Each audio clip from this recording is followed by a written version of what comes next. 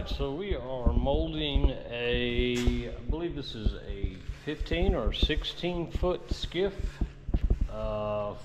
for a paddle boat. I have one more layer of 1208 to put on. This is what I'm putting on here.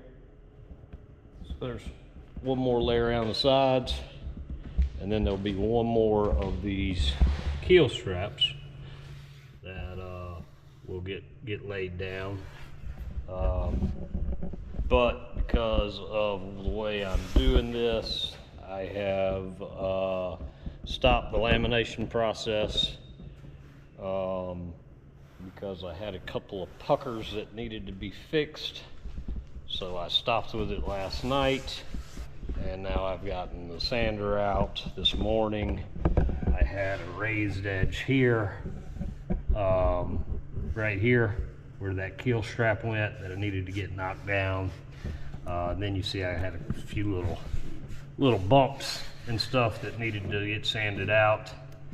But I had a pretty good pucker going on here. So I've sanded that out. And now we will patch that before we go with our last layer. Easier to patch it now, and try to preserve that outer gel coat, versus when I pull it out the mold, there's an air pocket there, it'll bust the gel coat, and then I'll have to patch it from the outside, which is fine.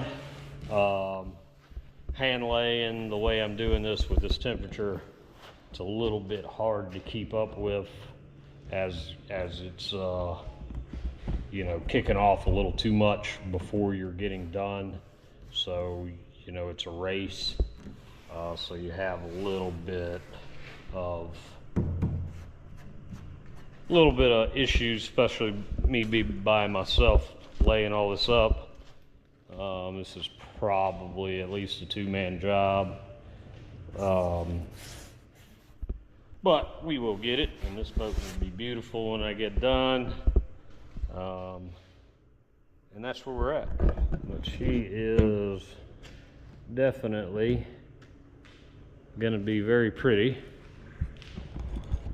It already has 2 layers of chop strand mat, which is this material right here. It has some chop strand ounce and a half tape in the corners. This is 1708 that I'm using for the keel strap to go down the keel. And then obviously this is the material I'm using as the main reinforcement. That's 1208 that I'm using for the main. 1208 is pretty much the same thing as 1708. It's just a little bit lighter material. It bends a little bit better than 1708. So it's all around, you know, better for what I'm doing right now. Yeah, that's what we're doing, and we were just about done with it. We'll clean it up, and for that little void that I had there, we will mix up a structural putty with some fiberglass strands, and we'll fill that in, and then we'll put a little chop strand over top and smash that all in together real good. And then we will put the 1208 over top of it, and she'll be fixed. But all right, y'all. All right, we're gonna make up some structural epoxy. Now I'm gonna cheat. I have this total boat polyester structural repair putty. I use this a lot. It is a really good product. You can add milled glass to it if you want. We're gonna set my pan on the scale because we're gonna weigh this out. So tear that out. I think I'm gonna do, I don't know, probably do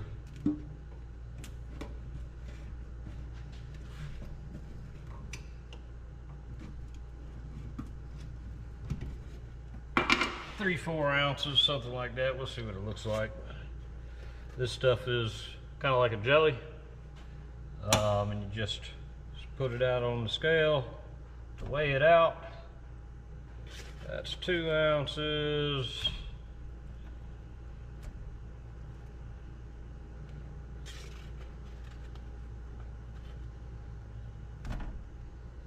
It's 3 ounces. I think 3 ounces is plenty for what I'm doing. It's 3.5, so let's cut 1/2 ounce off. Put that back.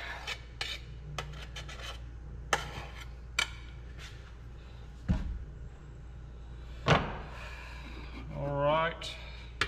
So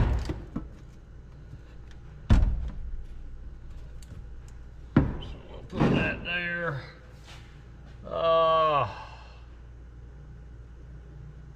We're gonna do, that basically is calling for like 1 cc, 1 milliliter. So we're gonna make us a little valley there. And let me go get my,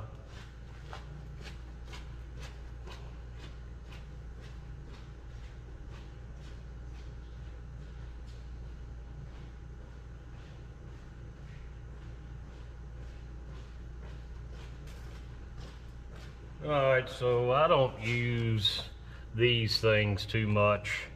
I got my MEK in a bottle. I got like a baby medicine syringe with the lip that goes in there. Now it only goes to 2.5 milliliters, so we're gonna take and split that in half. That'll give us about 1.5. Let's take a little bit out of that. So we're gonna be mixing this a little bit hot. All right, squirt that right in. Then we mix it up.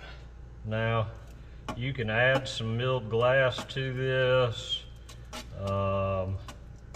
You can add silica to it, or however you want to thicken it up.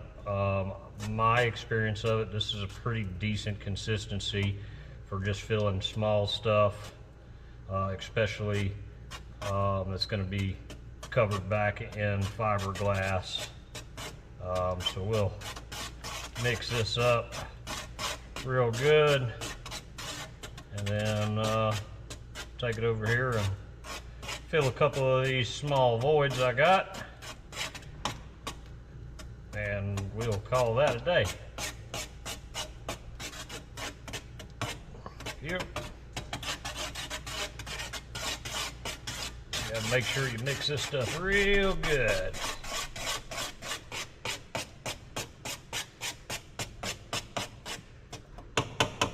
I'm keeping it kind of thin so I can kind of fill those inconsistencies in the void the best I can. Take this over here. I got to get my little putty knife, but yeah, we'll fill this up, and that'll be that. Tilt you up some. Yep, let me put this in some acetone.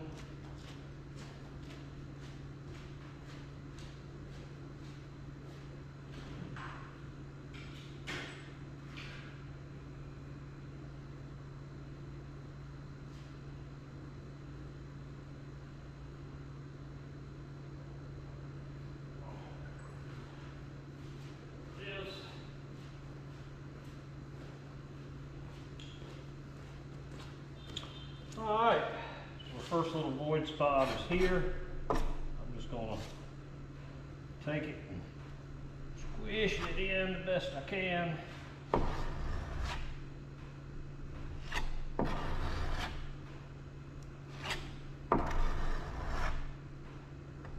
Both ways. Just work it in, back and forth. It ain't got to be perfect, because this is getting covered again by 2 more sheets of glass. So I am not super concerned with it. A little void here. Smash that in real good. Scrape off all the excess.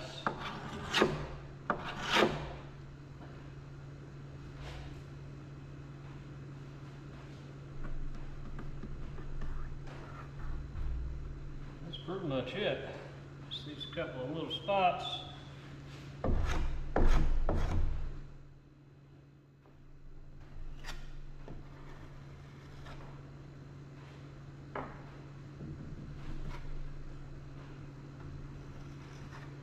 Alright, yep, there we go, got another one right there.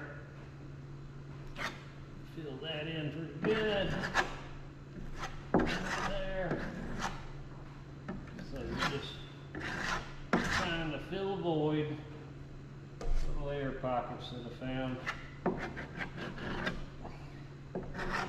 And that could have been from the first coat that I put on underneath.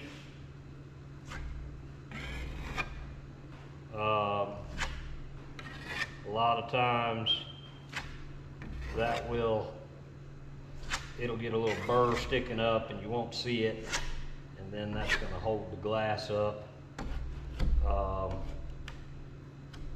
Once you do get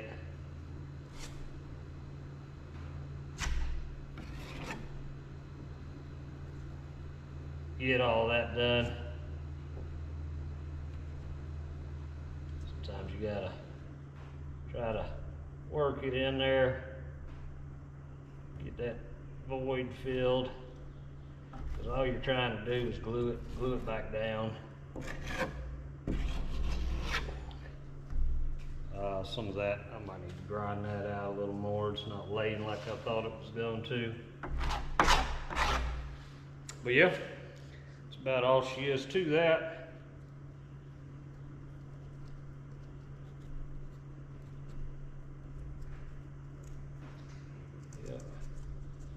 Yeah, I got a pretty good pocket right there I need to fix.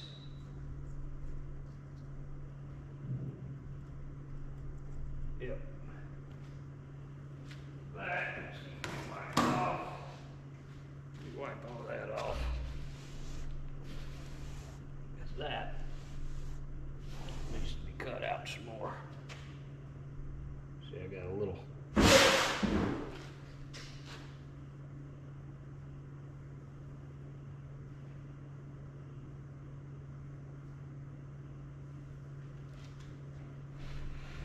Smoking a turkey over there, so fun.